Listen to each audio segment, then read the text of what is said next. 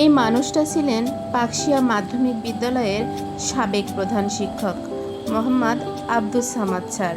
তিনি ছিলেন একজন আলোকবর্তিকা। ঢাকা বিশ্ববিদ্যালয় থেকে বাংলায় অনার্স ও মাস্টার্স সম্পন্ন করে তিনি কিন্তু চাইলে পারতেন রাজধানীর কোনো বড় জায়গায় চাকরি করতে, কিন্তু না, তিনি শহরের চাকচিক্যময় জীবনে নিজেকে প্রতিষ্ঠিত করতে পারলেও তার মন ছিল তার গ্রামে। তিনি কিন্তু ফিরেছিলেন নিজ গ্রামে, নিজ বিদ্যালয়ে, নিজের মানুষদের মাঝে। তিনি পাকশিয়া মাধ্যমিক বিদ্যালয়ে প্রথমে সহকারী শিক্ষক হিসাবে যোগদান করেন। শিক্ষার্থীদের ভবিষ্যৎ গড়ার কাজে নিজেকে সম্পৃক্ত করেছিলেন।